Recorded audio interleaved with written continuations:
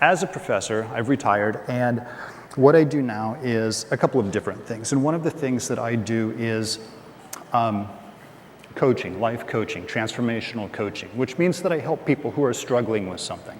I help people who just feel like they're in a rut, or I help people, become better than they were yesterday.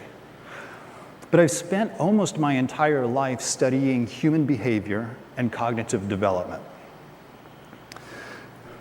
So when I saw the messages for today, the readings, I became excited because this is kind of what I do. I understand why people do what they do. And so this all sort of makes sense to me.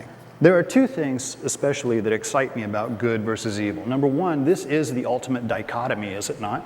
I mean, everything in our life is good versus evil. Every movie that's ever been made is good versus evil. Every screenplay, every book that's ever been written, even the Bible, is filled with the struggles of good versus evil.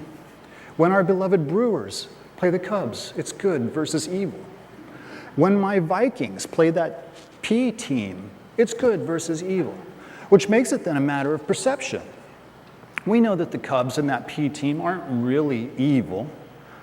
To some of us, they are, but it's a matter of perception, which brings us to the second reason why I really love good and evil, is because there is no universal definition for either good nor evil. I mean, we can look in a dictionary and see a definition for the word evil. And then we can look in another dictionary and it's another definition.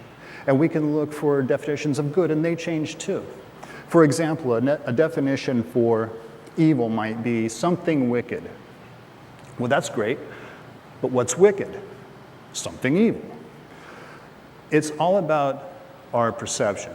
And evil doesn't have to be something, it could be somebody, somewhere.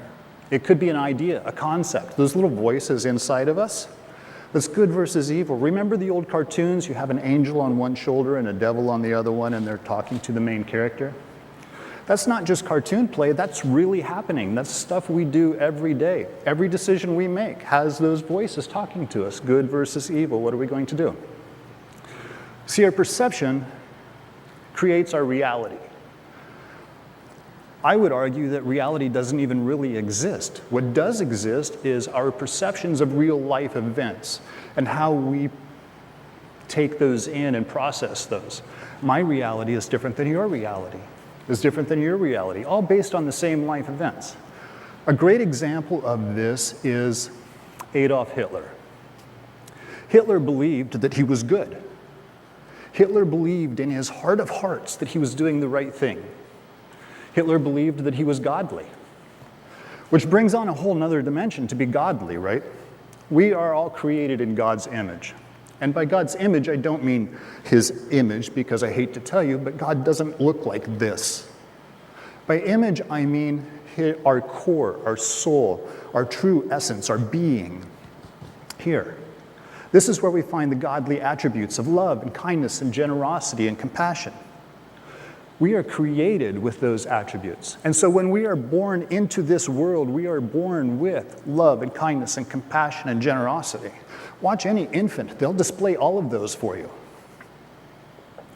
Now we know that the greatest of those is love. But here's the caveat to that, because there's always a flip side. Because love cannot exist without the absence of love. And for right now, let's call the absence of love hate. Let's give it a name. So love cannot exist without hate. Just as good cannot exist without evil, and evil cannot exist without good. Just as light cannot exist without the darkness. The most beautiful music in the world cannot exist without silence. They are all reliant on each other to exist. If we remove the dark, light becomes obsolete. It's lost its purpose. And so it just is. The same is true with good and evil. In Habakkuk, God is asked a question. Habakkuk asks, Lord, there's all this evil around me. There's violence everywhere and there's strife. What are you going to do about it? You're not helping. And God's response is, if I were to tell you what I'm going to do, you're not even going to believe it. So you just keep having faith, you keep believing, you keep doing the right thing, and you're going to be fine. Let me take care of the rest of it. I got it. And really, that's the ultimate question, is it not? It's a question that's been around for as long as time. Well, for as long as sin, anyway, which is almost as long as time. And it's been asked by Christians, and it's been asked by atheists, and it's been asked by people of all the worldly religions. If God is so good, if God is so full of love, why does he allow this to happen? Why doesn't he do something about it? Why does he allow this evil? Why does he allow these bad things to happen to us? Why did he create evil to begin with? And the truth is, God didn't create evil at all. God created man. And he gave man this most magnificent mind that includes free will. So we always have a choice. We can choose evil or we can choose good. We can choose to be evil or be good, or follow evil or follow good. We can be good and follow evil, or be evil and follow good. Life is full of all of these choices that we have to make, and we don't always make the right choice. It's okay. But those are choices that we have to make. And so now you're thinking to yourself, Kelly, this is all fine and great.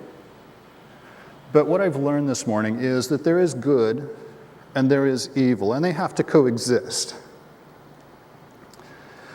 I know that there's evil all over in my life, and I know that God's not going to take it away right now. We know in the Bible what God's plan is, but for right now, he's not going to do anything about it. I can't do anything about it. He's not going to do anything about it. She can't do anything about it. What am I supposed to do? Live my life with all this evil all around me? My response to you is yes. Live your life with all of this evil all around you, because do not forget, where there is evil, there is also good. Where there is dark, there is also light. If you remove one of those, you lose both of those.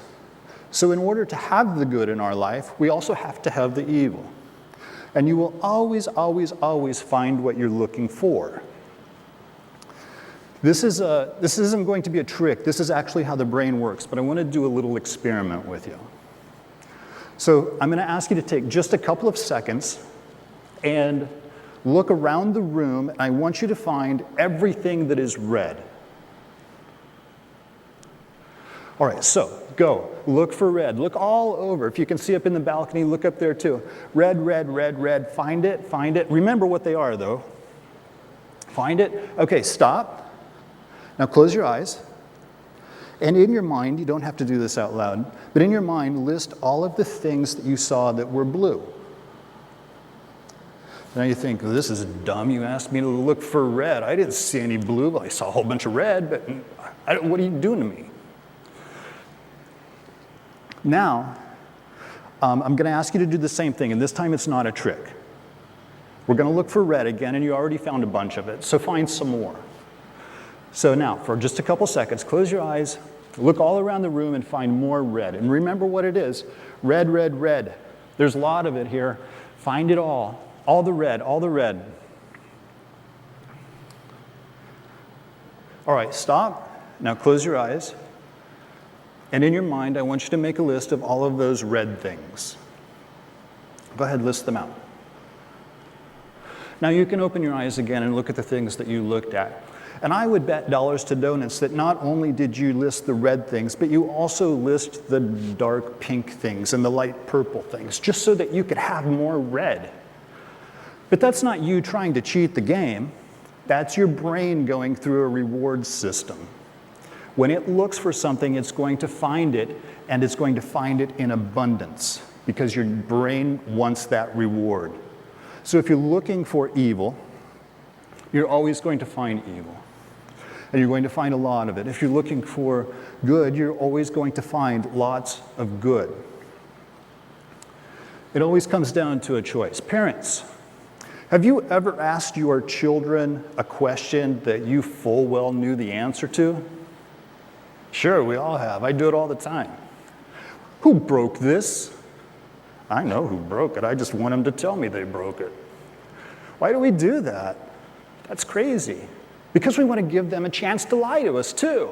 So not only can we punish them for one thing, we can punish them for two while we're at it. Now, think of the perceptions, though, for a moment. From the child's point of view, they're thinking, why would you even ask me that? You know the answer. Are you trying to torture me? You are evil. From the parent's point of view, the parents are thinking, that's the greatest thing I ever did. I got him once, I got him twice. I'm in charge of this. God's doing the same thing to us. God knows the answers. He's just laying out those questions for us. Are we going to shoot for redemption? Are we going to own what we did? Are we going to ask for forgiveness? Or are we going to continue down that rabbit hole? It always comes down to a choice. Now, if you are the kind of person who, throughout your day, you're thinking, I wonder what the COVID counts are today. I wonder where the protests are today. I wonder where the riots are today. I wonder what the death toll is today. I wonder what's on fire and what's getting blown up today. You're looking for evil. And if you start looking for evil, you're going to find lots and lots and lots and lots of it. And pretty soon you're going to feel like your whole life is inundated with evil. But if you go throughout your day and you think, I wonder what the survival rate is today. I wonder what the heroes are doing today. I wonder what how I can help the neighbor today. If you start looking for good, you're always going to find good. But remember, there's always that catch in there that our primitive brain starts to trick us a little bit. I wonder what the survival rate is today. You're looking for good, but your brain says, yeah, but I bet it's lower than it was yesterday. It just wants you to go negative. Don't go there. Always look for the positive. You're always going to find it. All right, let's pray. Heavenly Father, watch over us. Keep us safe. We know that you have a plan. We will remain faithful. We will believe, and we will always know that we are forgiven and held in your mercy. And all God's people said, let's sing the next song. This one's going to be on video.